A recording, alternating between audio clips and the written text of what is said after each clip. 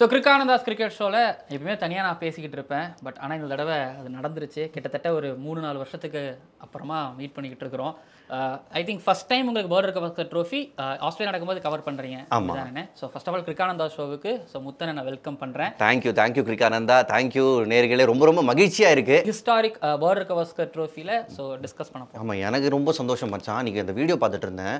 ரவிச்சந்திரன் அஸ்வின், இந்த legend of the game பக்கத்தில் உட்காந்துட்டு இவருக்கு இன்ட்ரடக்ஷன் தேவையில்லை அப்படின்றாரு. அப்போ என்ன மாதிரி ஒரு வளர்ச்சி. சூப்பரா மச்சான். செம. So happy for you. உங்களுக்கு இது ஃபர்ஸ்ட் டைம். ஏன்னா நீங்கள் ஆப்வியஸ்லி நீங்கள் கங்குலி ஃபேன். ஸோ அதை தாண்டி நிறைய வேர்ல்டு கப் ட்ரோஃபியை நம்ம டிவியில் பார்த்ததை தாண்டி இப்போ ப்ராட்காஸ்டராக நீங்கள் எடுத்து பண்ண போகிறீங்க. ஸோ காலையில் ஒரு 5 மணிக்கு எழுந்திரிச்சு ஷோஸ்லாம் இருக்குது. எப்படி ஃபீல் பண்ணுறீங்க? எப்படி ப்ரிப்பேர் ஆகுறீங்க? எப்படி இருக்க போகுது? ப்ரிப்பரேஷன் ஆட்டோமேட்டிக்லி நடந்துக்கிட்டு தான் இருக்குது. அதாவது பழைய மேட்சஸாக இருக்கட்டும், எல்லா மேட்சும் பார்த்து. இன்ஃபேக்ட் நட்ராஜன் போட்ட போலிங், வாஷிங்டன் சுந்தர் அடித்த மேட்ச்சில் நாங்கள் தமிழில் ஆர்கைவல் பண்ணும்போது அந்த மேட்ச் திரும்ப நாங்கள் உட்காந்து கமெண்ட்ரி பண்ணோம். So preparation side by side போய்கிட்டு இருக்கு. எக்ஸ்பெக்டேஷன் நிறைய இருக்குது. அதாவது முறையாக ப்ராபப்ளி இந்தியா ஒரு வீக்கர் டீமாக, ஏன்னா சமீபத்திய ரிசல்ட்ஸ் அந்த அளவுக்கு இல்லைன்னு போகிறாங்க. பட் எனக்கு ஹோப் நல்லா இருக்குது. ஏன்னா backs to the wall situation போன தடவையும் ப்ரெசென்ட் ஆனப்போ இந்த டீம் நல்லா பண்ணாங்க. ஹோப்ஃபுல்லி நல்லா பண்ணுவாங்கன்ற நம்பிக்கை இருக்குது. பாசிட்டிவ் அப்படிங்கிறது உங்ககிட்டேருந்து இப்போ வந்திருக்கு. ஸோ பாசிட்டிவ் ஐ திங்க் பார்த்தீங்கன்னா சுற்றிலே நெகட்டிவ் அதுதான் நீங்கள் பாசிட்டிவாக ஒரு வார்த்தை சொல்கிறீங்க. எந்த காரணத்தினால நான் அந்த விஷயத்தை தெரிஞ்சுக்கணும்? எதனால் இல்லை, ஜஸ்ட் அது ஸ்ப்ளெயின். அதாவது இதுக்கு மேலே கீழே போகிறதுக்கு எதுவும் இல்லை. அந்த மாதிரி ஒரு ரிசல்ட் பார்த்தாச்சு. இந்தியாவில் நியூசிலாந்து மாதிரி ஒரு டீம் ஒரு ஒயிட் வாஷ் கொடுத்துட்டு போயிட்டாங்க.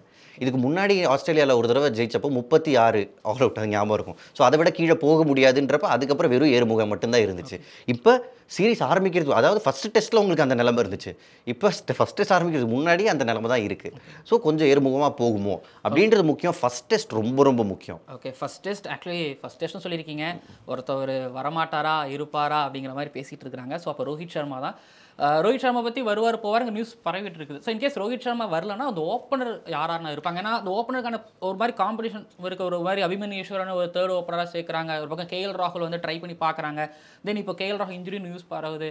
யாரை எடுத்துகிட்டு போகலாம்? KL ராகுல் இன்ஜுரியா?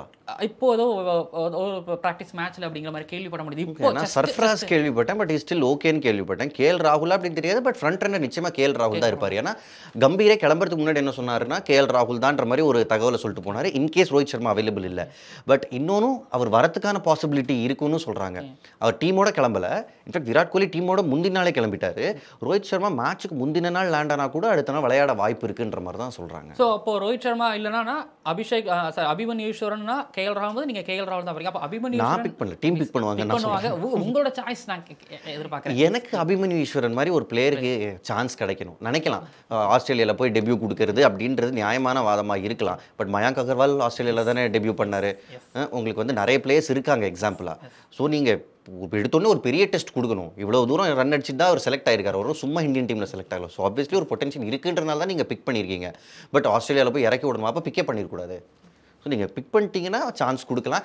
KL ராகுலோட ரோலையும் இவங்க என்னென்னு பார்க்குறாங்க. நீங்கள் மிடில் ஆர்டர் பிளேயராக பார்க்குறீங்களோ ஓப்பனராக பார்க்குறீங்களா? ஒரு மேட்ச் ஓப்பனர், அடுத்த மேட்ச் மிடில் ஆர்டர்னா அவரே அன்செட்டில் ஆயிடுவார். அண்ட் அவரோட ஃபார்மும் பெருசாக, ஆனால் காலகாலத்தில் அவர் அன்செட்டில்டாக தான் இருக்கிறார். என்ன வேலை கொடுத்தாலும் பண்ணுறேன். விக்கெட் கீப்பிங் பண்ணுறேன், மிடில் ஆர்டர் பண்ணுறேன், டாப் ஓப்பனராகவும் இருக்கிறேன், ஸோ ஃபினிஷராகவும் இருக்குங்கிற மாதிரி பண்ணுறாங்க போது ஸோ மேபி கம்யூனிகேஷன் சரியாக இருக்கும் பட்சத்தில் அவரால் அது சரியாக பண்ண முடியுமா இல்லை பண்ணவாரா? அவரால் பண்ண முடியும் மச்சான். பட் ஒரு ரோல் கிளாரிட்டின்னு ஒன்று வேணும் இல்லை ஒரு டீமில். இதுதான் உங்கள் ரோல் அப்படின்றத கொடுக்கணும். இப்போ சுப்மன் கில் ஃபார் எக்ஸாம்பிள் அவரும் ஓப்பன் பண்ணலாம். ஆஸ்திரேலியாவில் இதுக்கு முன்னாடி ஓப்பன் பண்ணியிருக்காரு. பட் நம்பர் 3ல சுப்மன் கில் செட் ஆயாச்சுன்றப்ப அதை ஏன் டிஸ்டர்ப் பண்ணணும்? ஓகேண்ணா. ஸோ ஒரு பிளேயருக்கு ஒரு ரோல் கொடுத்து அதை கேரி பண்ணணும். 5 டெஸ்ட்டும் நீ ஆடுவேன்ற மாதிரி ஒரு செக்யூரிட்டியை கொடுத்து இதுதான் ஒரு ரோல், அதுக்கு ப்ரிப்பேர் ஆகு. இப்போ ஏன்னா நம்பர் 5னா அவருக்கு செகண்ட் நியூ பால் ஆடுற நிலைமை வரலாம். டாப் ஆர்டர் நல்லா விளையாடினா. ஸோ அதுக்கு மென்டலி ப்ரிப்பேர் ஆகிறது தான் பெட்டரே தவிர ஃபஸ்ட் டெஸ்ட்டில் நீ ஓப்பனர், அடுத்த டெஸ்ட்டில் நீ மிடில் ஆர்டர்னா it will not be fair on. ஒரு டெஸ்ட் மேட்ச்லாம் நான் அபிமன்யு ஈஸ்வரன் தான் ஓப்பனராக போவேன் அப்படிங்கிறது. எஸ், எனக்கு இன்னொன்று ஏன் அபிமன்யு ஈஸ்வரன் அட்வொகேட் பண்ணுறேன்னா எனக்கு ஒரு கிரைண்ட் பண்ணி ஆடுற ஒரு பிளேயர் வேணும். ஆஸ்திரேலியாவில் லாஸ்ட் 2 சீரீஸ் எடுத்துக்கோ. புஜாரா, ஒரு ரஹானே பண்ணியிருக்காரு, புஜாரா பண்ணியிருக்காரு. இதுக்கு முன்னாடி நல்லா பண்ணப்பெல்லாம் ராகுல் டிராவிட் அந்த ரோலை பண்ணியிருக்காரு. இந்த டீமில் எனக்கு நியூசிலாண்டோட தோல்வியில் கூட அந்த மாதிரி ஒரு பிளேயர் இல்லையோன்னு தோணுச்சு. ஒரு 100 பால் ஆடுவேன், அவர் கணக்கு ரன்ஸ் அடிக்கிறது கிடையாது, 100 பால் ஆடணும். அந்த மாதிரி ஒரு பிளேயர் இல்லையா, எல்லாருமே யூனிடைமென்ஷன்லாம் இருக்காங்களோன்ற ஒரு எண்ணம் இருக்கும்போது எனக்கு அபிமன்யு ஈஸ்வரன் மாதிரி பிளேயர் அந்த ரோலை பண்ணுவாரோ அப்படின்ற கட் ஃபீல் இருக்கு. எக்ஸாக்ட்லி. வில் யங் சொல்லும் போது நான் என்னோட டிஃபென்ஸை ட்ரஸ்ட் பண்ணேன். ஸோ ஆக்சுவலி அவங்களோட ஸ்பின்னர்ஸுமே அதான் கொஸ்டின் ரைஸ் பண்ணாங்க. உங்களோட டிஃபென்ஸ் எந்த அளவுக்கு சாலிடாக இருக்குங்கிறத ரைஸ் பண்ணும்போது ஸோ ஆக்சுவலி அபிமன்யு ஈஸ்வரன் சொல்லியிருக்கேன். இன்கேஸ் ரோஹித் சர்மா இல்லாத ஒரு கேப்டன் ஃபர்ஸ்ட் மேட்ச்சில் இல்லை, தென் ரோஹித் சர்மா ஸோ ஆப்வியஸ்லி அவரோட ரன்ஸ் இல்லை, பட் எப்பயுமே ரோஹித் சர்மாவோட ஃபார்ம் பெருசாக கொஸ்டின் பண்ணவே முடியாது. ஏன்னா ஒரு 3 டக் அடித்தாலும் திரும்பி ஒரு பெரிய ஸ்கோர் அடிக்கிற ஒரு கேலிபர் அவருக்கு இருக்குது. எவ்வளோ மிஸ் பண்ணுவான ஒரு வேளை ரோஹித் சர்மா இல்லை அப்படின்னா மேபி ஒன்று ஓப்பனர் ரொம்ப முக்கியம். அதுவும் இந்த மேட்ச் ஃபர்ஸ்ட் மேட்ச் ரொம்ப முக்கியம். ஏன்னா அவங்களோட நியூ பால் பவுலர்ஸ் பயங்கர பொட்டன்ஷியல். அண்ட் பெர்த்தில் கூட எக்ஸ்ட்ரா பவுன்ஸர். ரோஹித் சர்மா மாதிரி ஒரு பிளேயர் பவுன்ஸரை என்ஜாய் பண்ணி ஆடக்கூடிய பிளேயர். ஸோ ஒரு பேட்டராக ரொம்ப மிஸ் பண்ணுவோம். அண்ட் ஒரு கேப்டன், ஃபஸ்ட் டெஸ்ட்டுக்கு கேப்டன் கிடையாது, ஒரு ஸ்டாண்டிங் கேப்டன் தான் இருக்க போறாருன்றது அவ்வளோ நல்ல நியூஸ் கிடையாது. ஸோ 2 இடத்துல ரோஹித் சர்மா மிஸ் பண்ணுவோம். ஸோ கண்டிப்பாக மேபி இந்த ஃபஸ்ட் டெஸ்ட் மேட்ச் முடிஞ்சதுக்கப்புறம் ரொம்ப நாள் கேப் இருக்குது, அதுக்கு இடையில மேபி குழந்தை பிறந்து ஃபஸ்ட் டெஸ்ட் மேட்ச் ஆடிட்டு போய் பார்த்துட்டு வந்தால் சுபம் நல்லா இருக்கும். அப்படியே ஒரு பேர் வச்சிருக்கேன் இல்லை ஒரு எக்ஸ்பெக்டேஷன். ஏன்னா ஆப்வியஸ்லி ஒரு பேர் நல்ல பேராக பார்த்து ஃபேன்ஸியாக வச்சுருவாங்க. உங்களுக்கு அது அவங்க வைப்பாங்க, அவங்க ஃபேமிலி ஓகேவா, ஒன் ஃபேமிலி ஸோ வைப்பாங்க. இல்லைண்ணா அதாவது நம்ம பாட்டுக்கணும். தென் நம்ம அப்படியே இந்த பக்கம் ஆல்ரெடி இப்போ ஹைப் ஆரம்பிச்சிருச்சு விராட் கோலி. ஸோ எப்பயுமே அது விராட் கோலி தான் அங்கே ஆஸ்திரேலியன் கிரிக்கெட் ஆஸ்திரேலியன் மீடியாவை பொறுத்த வரைக்கும் திட்டுறதுனாலும் விராட் கோலி வச்சு தான் திட்டி ப்ரொமோட் பண்ணுவாங்க. இருக்குது கொஞ்சம் ஸ்பின்னுக்கு தடுமாறுற மாதிரி இருக்குது. விராட் கோலியோட அந்த டவுன்ஃபால், ஸோ அவர் மேலே அவரோட ஃபேன்ஸ்கள்கிட்ட ஸோ முத்தனா என்ன சொல்லுவீங்க, என்ன எதிர்பார்க்கலாம்? அவரோட ரெக்கார்டு இன்ஃபேக்ட் 54 ஆவரேஜ். இந்த ஃபேப் 4 நம்ம முன்னாடிலாம் ஒரு லிஸ்ட் எடுப்போம். கேன் வில்லியம்சன் இருப்பார், ஜோ ரூட் இருப்பார், ஸ்டீவ் ஸ்மித் இருப்பார், விராட் இருப்பார். விராட்டோட ஆவரேஜ் மட்டும்தான் உங்களுக்கு 47 அளவுக்கு சரிஞ்சிருச்சு. அது ரொம்ப வருத்தம். லாஸ்ட் 30 டெஸ்ட்டாக ஐ திங்க் 200 தான் இருக்குன்னு நினைக்கிறேன். ஸோ அது ஆப்வியஸ்லி டிசப்பாயிண்டிங். ஒன்று நீங்கள் ஹோம் கண்டிஷனில் டேர்னிங்கில் அவரால் பெரிய ரன்ஸ் அடிக்க முடியறதில்ல. எல்லா பேட்டர்ஸும் கஷ்டப்படுறப்போ அவரும் கஷ்டப்படுறாரு. ஓவர்சீஸில் ரன் அடிக்கலான்னா அதுவும் டிசப்பாயிண்டிங்லி வரல. பட் இந்த மாதிரி கிரேட் பிளேயர்ஸ்க்கு எப்படின்னா ஒரு செகண்ட் ரன் வரும், திரும்ப ஃபேக் எண்ட் ஆஃப் தேர் கரியரில் திரும்ப செகண்ட் ரன் வரும். கங்குலிக்கு வந்துச்சு. ஏன் இப்போ ஜோ ரூட் நடுவில் கேப்டன்சி போகிறதுக்கு முன்னாடி எவ்வளோ பெரிய ஸ்லம்பில் இருந்தார். அதுக்கப்புறம் தான் கேப்டன்சி போச்சு. அதுக்கப்புறம் இப்போ என்னமா ஆடிக்கிட்டு இருக்காரு. ப்ராப்ளி இந்த ஃபேப் 4ல் பெஸ்ட் அவர் தான் கரண்ட்டில் இன் டர்ம்ஸ் ஆஃப் ரன்ஸ். நீங்கள் லாஸ்ட் ஃபியூ டெஸ்ட் எடுத்துக்கோங்க, 1 or 2 years எடுத்துக்கோங்க, ஜோ ரூட் தான் பெஸ்ட்டு. ஸோ அவருக்கு நடக்கும்போது விராட் கோலி கிட்ட அவரை விட அதிகமான டேலண்ட் இருக்கிற பேட்டர் கிட்ட நிச்சயமாக முடியும். அண்ட் அகெயின் இப்போ சிச்சுவேஷன் லோ. விராட் கோலி மாதிரி ஒரு பிளேயர் ரெஸ்பான்சிபிலிட்டி பேட்டிங்கில் எடுத்து பும்ரா மாதிரி ஒருத்தர் bowlingல எடுத்தால் வை நாட் ஆஸ்திரேலியாவில் இன்னொரு தடவை ஒரு ஹிஸ்ட்ரி படைக்க முடியும். விராட் ரொம்ப முக்கியம் டீமுக்கு. ஓகே, இப்போ நீங்கள் பும்ரா பக்கம் நகரும்பொழுது பும்ரா தென் இந்தியன் டீமோட பவுலிங் அட்டாக், ஏன்னா ஒரு ஃபாஸ்ட் பவுலிங் ஆல்ரவுண்டர் தான் போயிருக்காங்க. ஏன்னா ஷர்துல் தாக்கூர் நம்ம நினைக்கும் போது ஷர்துல் தாக்கூருக்கு பேக்கப்பாக நிதிஷ்குமார் ரெட்டி இருப்பாருங்க. ஆனால் நிதிஷ்குமார் ரெட்டியோட தான் போயிருக்காங்க. தென் கொஞ்சம் அதிகமான ஃபாஸ்ட் பவுலர்ஸ் எடுத்து போயிருக்காங்க. ஒரு ஆடிலல் எஸ்சிஜி தவிர மற்ற இடங்களில் 4 ஃபாஸ்ட் பவுலர்ஸ் யூஸ் பண்ணுவாங்களா? எப்படி 11 மேபி இந்த பவுலிங் அட்டாக் எப்படி இருக்கும்? எஸ்சிஜி போகிறதுக்குள்ளே திரும்ப ஆரம்பிக்கும். எஸ்சிஜி ட்ரெடிஷ்னலாக ஸ்பின் 8 பண்ற விக்கெட். குல்தீப் யாதவ் கூட அங்கே ஒரு மேட்ச்லாம் நல்லா போட்டிருக்காரு. ஆமாம். ஸோ எனக்கு அங்கே அஸ்வின் ஜடேஜா 2 பேரும் விளையாட வாய்ப்பு இருக்குது. But to be initially series ஆரம்பிக்கிறப்போ ஃபர்ஸ்ட் டெஸ்ட் பெர்த், அடுத்த டெஸ்ட் பிங்க் பாலில். ஸோ அங்கே ஃபாஸ்ட் பவுலிங் இதில் தான் போவாங்க. எனக்கு ஸோ டால் ஃபாஸ்ட் பவுலர்ஸ் வேணும், hit the deck kind of fast bowlers வேணுன்றதுனால தான் ஒரு பிரசித் கிருஷ்ணா இருக்காரு, ஒரு ஹர்ஷித் ராணா இருக்காரு. நிதிஷ்குமார் ரெட்டி ஒரு ஆல்ரவுண்டர் தான். உங்களுக்கு பேஸ் பவுலிங் ஆல்ரவுண்டர் வேணும்னா அவர் இருக்காரு. பட் அகெயின் ஒரு ரூக்கி தான் அவர். மேபினா ஒரு இப்போ அபிமன்யு ஈஸ்வரன் மாதிரி இப்போ நிதிஷ்குமார் ரெட்டி அவர் ஃபர்ஸ்ட் டைம் இப்போ இந்தியாவுக்காக அந்த கேப் போட்டு ஆடும்பொழுது அவருக்கு அந்த சேலஞ்ச் ஒருவேளை அவருக்கு சரியாக வரலன்னா அவர் மேபி டவுன் ஆவாரா? இல்லை நல்லா பண்ணலைன்னா ஆப்வியஸ்லி எல்லாருக்கும் டிசப்பாயின்மெண்ட் இல்லை. அங்கே டெபியூ கொடுக்கறது பற்றி அதை தான் நான் சொல்கிறேன். இப்போ டெபியூ கொடுக்கறதுன்றதுனால அப்போ நீங்கள் என்ன அப்போ நான் இருக்கிறதுலே ஒரு ஜிம்பாப்வே நான் கூப்பிட்டு அந்த மேட்ச்சில் டெபியூ கொடுத்து நல்லா ஆடாக்கன்னா ஓகே இதோட முடிஞ்சு. ஆஸ்திரேலியாவுக்குலாம் நீ லாய்க்கு இல்லைன்னு சொல்கிறது எவ்வளோ தப்பான மெசேஜ். நல்லா பண்ணியிருக்காருன்றதுனால நீங்கள் ட்ரஸ்ட் பண்ணி எடுக்கிறீங்கன்றப்போ எடுத்தோன்னே கோதால இறக்கி விடணும். அடுத்து ப்ராபப்லி 5 டெஸ்ட் மேட்ச் இங்கிலாண்டில் வேறு வருது. அண்ட் உங்களுக்கு ஃபிட்னஸ் 5 டெஸ்ட் சீரிஸ் இந்தியா அவ்வளோவா விளையாடல 5 test series. So fitness issues நிறைய வரும், நிறைய இன்ஜுரிஸ் வரும். பேக்கப் பிளேயர்ஸ் ரொம்ப முக்கியம். ஸோ ரிசர்வில் இருக்கிறவங்க மேபி உள்ள வர வாய்ப்புகள் அமையலாம்ன்றேன். சாய் சுதர்ஷன் நிச்சயமாக வாய்ப்பு இருக்குது. பட் இப்போ டீமோட தான் அவர் ட்ராவல் பண்ண போகிறாருன்னு நான் கேள்விப்படுறேன். ஒரு செஞ்சுரி அடிச்சிருக்காரு. இப்போ டீம் செலெக்ஷன் மட்டும் கொஞ்சம் அப்புறம் பண்ணியிருந்தாங்கன்னா சாய் சுதர்ஷன் மேபி உள்ள கூட வந்திருப்பாரு.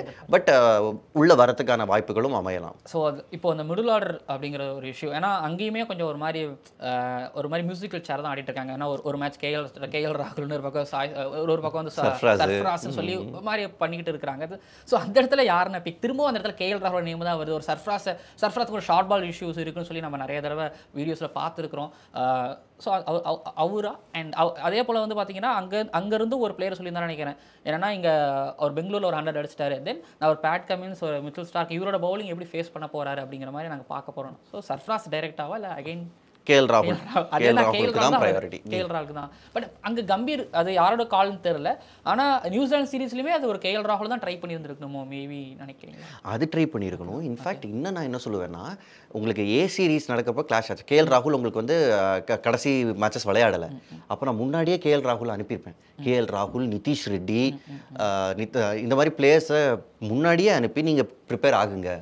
தேர்ட் டெஸ்ட் நடக்கிறப்ப தான் அங்கே ஃபர்ஸ்ட் டெஸ்ட் நடந்துகிட்டு இருந்துச்சு. ஸோ நான் ஒரு செட் ஆஃப் பிளேயர்ஸ் ஒரு 4-5 பேர் அனுப்பி நீங்கள் அங்கே எப்போ அக்ளமடைஸ் ஆயிருங்க. கேஎல் ராகுல் அப்போவே போயிருக்கணும். நீங்கள் அந்த இதுக்கு செட் ஆயிருங்க, 2 டெஸ்ட் விளையாடுங்க நீங்கள் ப்ரிப்பரேட்டரியா, அது பண்ணிருக்கலாம். தென் ஹர்ஷித் ராணா இங்க மும்பையில் ஆக்சுவலி பெஞ்சில் இருந்தாருன்னு நினைக்கிறேன். ஹர்ஷித் ராணா இங்கே டெபியூ பண்ணியிருந்தால் மேபி ஒரு ஆஸ்திரேலியா ஆடும்போது அவர் கொஞ்சம் மாதிரி ஃப்ரீயாக இருந்திருப்பாரோ அப்படி இருந்திருக்கலாம். இல்லைன்னா அவர் இங்கே பெஞ்ச் பண்ணாமல் அங்கே போய் விளையாடி இருக்கலாம். ரெண்டுமே பெட்டர். ஏன்னா உங்களுக்கு பேக்கப் போலர்ஸ் உங்களுக்கு இங்கே என்ன கடைசியில் 12th மேன் டியூட்டிஸ் தானே. அதுக்கு நீங்கள் லோக்கல் பிளேயரை கூட ஒருத்தரை போட்டுக்கலாம். அது நடந்திருக்கு இதுக்கு முன்னாடி. சச்சின் டெண்டுல்கரே பாகிஸ்தானுக்காக ஃபீல்டிங் பண்ணதெல்லாம் நம்ம வந்து பார்த்துருக்கோம். ஸோ நீங்கள் வந்து அங்கே அனுப்பியிருக்கலாம் ஒரு செட் ஆஃப் பிளேயர்ஸை அப்படின்றது என்னோட. இப்போ நடந்துக்கிட்டதை தாண்டி நீங்கள் காலேஜ் படிக்கும்போது ஐ திங்க் 2004 அந்த இருக்கலாம். அந்த பர்டர் கவாஸ்கர் ட்ரோஃபி உங்களோட மெமரிஸ் என்ன காலையில் எழுந்திரிச்சு பார்க்கணும், அந்த ஸ்வீட்டான மெமரிஸ் கொஞ்சம் ஷேர் பண்ணிக்கோங்கண்ணா. ஐயோ, அது வந்து அந்த டைமில் சென்னையில் மட்டும் ஒரு ரூல் போட்டிருந்தாங்க, இந்த செட்டாப் பாக்ஸ் வீட்டில் இருந்தால் தான் மேட்சஸ் பார்க்க முடியும்னு. எங்கள் வீட்டில் அந்த அளவுக்கு வசதி இல்லை, செட்டாப் பாக்ஸ் வாங்கி தர மாட்டேன்ட்டாங்க. நான் வந்து எங்கள் கிளாஸ்லேயே ஒரு சேட்டு பையன் இருப்பான், அவன் வீட்டில் மட்டும்தான் செட்டாப் பாக்ஸ் இருக்குது. காலங்காத்தாலும் அவன் வீட்டுக்கு அவனுக்கு கிரிக்கெட்னா என்னன்னே தெரியாது. அண்ட் அவங்க ஃபேமிலி நார்த் இந்தியன் ஃபேமிலிஸ்லாம் பொதுவாக ஒரு வீட்டில் 20 பேர் இருப்பாங்க. ஹாலில் எல்லாரும் தூங்கிட்டு இருப்பாங்க, நாங்கள் 2 பேர் மட்டும் டிவி பக்கத்தில் கமெண்ட்ரி ரொம்ப லோவாக வச்சு பார்த்துக்கிட்டு இருப்போம். அப்படி பார்த்த மேட்சஸ்லாம் இருக்குது. காலங்காத்தால் அலாம் வச்சு எழுந்திருக்கிறது. பர்டிகுலரான நம்ம சொல்லலாம், நம்மளுக்கு ஒரு தடவை மங்கி கேட் இஷ்யூ ஒன்று நடந்துச்சு. அந்த சீஸில் இஷான் சர்மா நல்லா பண்ணார், எனக்கு கும்ளியோட கேம்ப்ஸில் செம்மையாக ஒன்று பண்ணாங்க. அதுக்கு முன்னாடி ஷேவாக் அந்த நாளில் பர்டிகுலராக இந்த மெமரி இப்போ நீங்கள் சொன்னீங்களேண்ணா லோ வால்யூமில் பார்த்தோம். ஸோ இந்த மாதிரி ஏதாவது ஒரு இன்னிங்ஸ் எனக்கு சௌரவ் காங்குலி அந்த பிரிஸ்பேன் செஞ்சுரி. ஓகே, கங்குலியோட ரசிகர், அதனால அதுவா இல்ல டிராவிடும் நிறைய பண்ணிருக்காரு. டிராவிடும் நிறைய பண்ணிருக்காரு, லக்ஷ்மண் நல்லா பண்ணிருக்காரு. நிறைய மெமரிஸ் இருக்கு. டு பி பெஸ்டா பிக் பண்ணனும்னா வீரேந்தர் சேவாகோட அந்த 196 பாக்ஸிங் டே டெஸ்ட். ஆமா, பாக்ஸிங் டே டெஸ்ட்ல அது பிடிச்சிச்சு. அண்ட் அந்த கான்ட்ரவர்ஷியல் டெஸ்ட் சிட்னி டெஸ்ட் இருந்துச்சு, ஒன்லி ஒன் டீம் பிளேட் இந்த spirit of the game. Anil Kumble match முடிஞ்சோன்னு சொன்னது அப்போலாம் வெறி வரும் எனக்கு. அப்போ ஆஸ்திரேலியாவை பிடிக்காம இருந்துச்சு, இப்போ வரையும் எனக்கு ஆஸ்திரேலியாவை பிடிக்காது அன்னைக்கு பண்ண பிரச்சனைனால. அது ஒன்றுனா தென் போன இந்த வேர்ல்டு கப் ஃபைனல் அப்போ கமெண்ட்ரி லோவாக இருந்தது. ஸோ காரணம் ஆஸ்திரேலியா. ஆமாம், அது ஒரு ஆஸ்திரேலியா ரீசன். அண்ட் ஒவ்வொரு தடவையும் ஆஸ்திரேலியா ஏதாவது ஒரு இஷ்யூ நம்மளுக்கு நடந்துக்கிட்டே இருக்கும். ஏதாவது கான்ட்ரவர்சி, போன வருஷம் சிராஜ் சீனதோ இதெல்லாம் நடந்துகிட்டு இருக்கும். தென் ஆஸ்திரேலியா சீரீஸ் வந்தாலே ஒன்று நடக்கும். இப்போ அது நடக்குதா? இப்போ நடக்கலை, மேக்ஸிமம் ஒன்று நடக்கும். அந்த சீனியர் பிளேயர்ஸ்கள் அது அவங்களுக்கு லாஸ்ட் சீரீஸாக அது ஒரு இருந்துச்சு. இந்த தடவை அது இருக்குமா இல்லைப்பா ஸோ பவுன்ஸ் பேக் ஆகி ஐபிஎல் கான்ட்ராக்ட் வேணுமா வேண்டாமா? இல்லடா இல்ல இது லாஸ்ட் ஃபியூ இயர்ஸா குறைஞ்சதுக்கான முக்கியமான காரணம் ஐபிஎல். உங்களுக்கு டேவிட் வார்னர் முன்னாடி எப்படி இருந்தாரு, கடைசியில எப்படி இருந்தாருன்றது நமக்கு நல்லாவே தெரியும். முன்னாடிலாம் சும்மா போய் வம்பிழுப்பாரு, அதுக்கப்புறம் மெலோடோன் ஆயிட்டார். ஒன்று பிளேயரோட மெச்சூரிட்டி நீங்க எடுத்துக்கலாம், பட் இதுக்கு பின்னாடி நம்ம சாதாரண ரசிகராக பார்க்கும்போது ஐபிஎல் கான்ட்ராக்ட் வேணுமா வேணாமா, விராட்டை பகச்சிக்கிட்டீங்கன்னா ஆர்சிபி எடுப்பாங்களா, இந்த மாதிரி யோசனை வரத்தானே செய்யும். ஆனால் இத்தனைக்கு டிம் பெயின் வந்து அவர் எப்படியும் ஐபிஎல் கான்ட்ராக்ட் கிடைக்காது. ஆனால் அவர் ரோஹித் சர்மா சீனார் போன தடவை ஐபிஎல் கான்ட்ராக்ட் கிடைக்கல, அவர் ஐபிஎல் கான்ட்ராக்ட்ல, அதனால சீனார். பட் எல்லாருமே வந்து ப்ரிடிக்ட் பண்ணும்போது இந்த ரிசல்ட் வந்து ஒரு 4-1 ஒரு 5 இல்லை மச்சி. ஆனால் இந்த தடவை டிஃப்ரென்ஸ் என்னதுன்னா பேட் கமின்ஸ் கேப்டன், அது ஒரு பெரிய ஃபேக்டர் ஆஸ்திரேலியாவுக்கு, மிகப்பெரிய பலம். Pat Cummins as a bowler okay, but as a captain அவர் இந்த மாதிரிலாம் போக மாட்டார். அவர் பிளேயர்ஸை ஸ்டாப் பண்ணுறதுலாம் அவர் விளையாடுவார், ஹார்டாக விளையாடுவார், பட் ஃபேராக விளையாடுவார். பேட் கமின்ஸ் எப்பவுமே அந்த ஒரு எக்ஸாம்பிள் செட் பண்ணியிருக்காரு. எனக்கு பெரிய மரியாதை இருக்குது பேட் கமின்ஸ் மேலே. ரிசல்ட் என்னவா இருக்கலாம் நான் சொல்கிறேன். என்னோட ப்ரெடிக்ஷன் வந்து 3-2 இந்தியா. அப்படி நான் ரொம்ப பாசிட்டிவாக போகிறேன் மச்சான். இந்தியா ஜெயிப்பாங்க. இந்தியா ஜெயிப்பாங்கன்னு நான் சொல்கிறேன். ஒட்டுமொத்த தேசமும் இப்போ அகேன்ஸ்டா என்ன வேணாலும் சொல்லிக்கோங்க. நான் பாசிட்டிவாக இருக்கணும்னு ஆசைப்படுறேன். எனக்கு நான் வந்து சீகா ஸ்கூல் ஆஃப் மேனேஜ்மெண்ட்லேருந்து வரவேன். அந்த ஃபைனல் கமெண்ட்ரி எனக்கு புரியுது. அந்த சங்கத்தில் 3-1 ஜெயிச்சா எனக்கு சந்தோஷம். 3-2 சரி கொடுத்துட்டு போகிறேன். இப்போ ஆடிலைட் எஸ்சிஜி 2 திரும்பும். ஸோ அதில் ஒரு நம்பிக்கை உங்களுக்கு. அண்ட் 1 மேபி அந்த பிரிஸ்பேன் ஷமியை தான் ரொம்ப மிஸ் பண்ணுவேன். எஸ்பெஷலி பிங்க் பால் டெஸ்ட்டில் ஓகே பால் இங்கே அங்கேன்னு போகிறப்ப ஷமி மாதிரி ஒரு பிளேயர் இருந்தால் பெரிய பலமாக இருந்திருக்கும். அவரும் வரலாம் சீரீஸில் வருவார்னு நினைக்கிறேன். அதான் 9 நாள் கேப் இருக்கு. நான் ஃபர்ஸ்ட் டெஸ்ட் மேட்ச்சுக்கு செகண்ட் டெஸ்ட் மேட்ச்சுக்கு இப்போ ரஞ்சி ட்ரோஃபியில் வேற விக்கெட் எடுத்திருக்காரு அவர் பெங்காலுக்காக விளையாடுறப்போ. ஸோ மேபி பட் ஒரு ஸ்பின்னர் போகணும் அப்படின்னு வரும்பொழுது எப்பவுமே ஜடேஜா தான் அப்படின்னு போயிருக்கிறாங்க.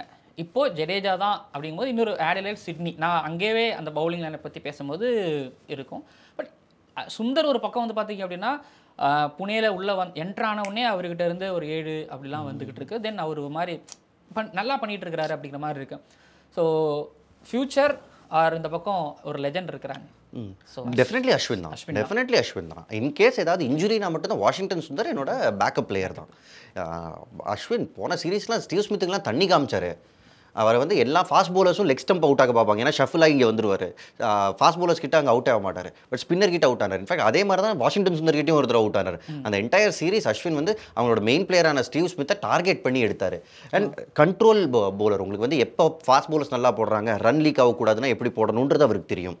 இப்போ நான் தான் விக்கெட் எடுக்கணுன்றப்போ அந்த சுச்சுவேஷனுக்கும் அவருக்கு தெரியும். அவர் பார்க்காது எதுவுமே இல்லை. பட் கம்பீரோட செலெக்ஷன்ஸ் மேபி இது கம்பீர் மேலே அந்த பழி போடுறதா இருந்தாலும் பட் கம்பீர் ரோஹித் இவங்களோட செலெக்ஷன்ஸ் ஸோ கொஞ்சம் ஒரு மாதிரி அன்பிரடிக்டபிளாகவும் சென் ஒரு டீமில் 2 லெக்ஸ் ஒரு ஆஃப் ஸ்பின்னர் இந்த மாதிரி போகும்பொழுது ஒருவேளை சுந்தர் பேட்டிங் லெஃப்ட் ஹேண்டர் அந்த மாதிரி உங்களுக்கு யோசிக்க டெஃபினெட்லி அதுவும் ஒரு யோசனையாக இருக்கும். பட் நீ ஏன் இந்த கேள்வி கேட்குறீங்கன்னு எனக்கு தெரியல. ரவீந்திர ஜடேஜா, அக்சர் பட்டேல் ஒரே டெஸ்ட் ஸ்குவாடில் இவ்வளோ வருஷமாக இருந்தாங்களே, அப்போ இந்த கேள்வி வரல.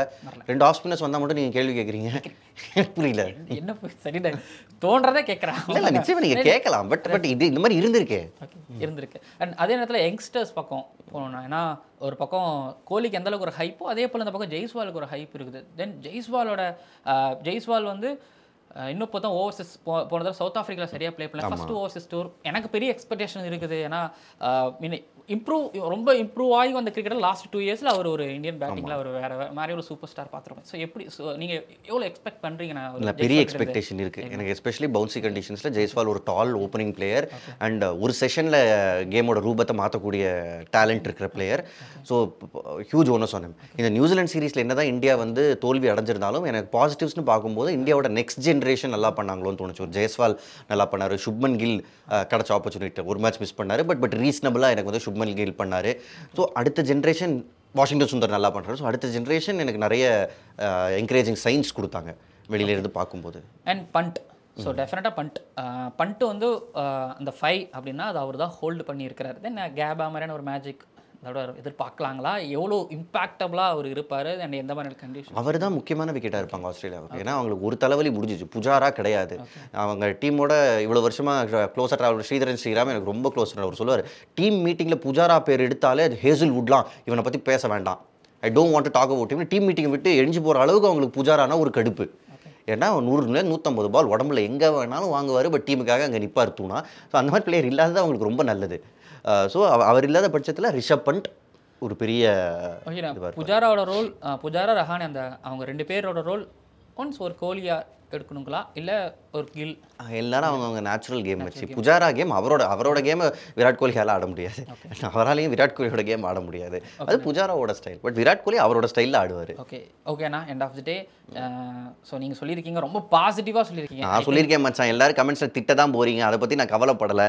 நான் இங்கேருந்து இந்தியன் டீமுக்கு என்னோட பாசிட்டிவிட்டியை நான் கொடுக்கணும்னு பார்க்குறேன். 3-2 கொடுத்துருக்கீங்க. ஒரு மேட்ச் கூட ட்ரா இல்லை அப்படின்னு சொல்லி இந்த காலத்தில் ட்ராவே ஆகுறது இல்லை மச்சி.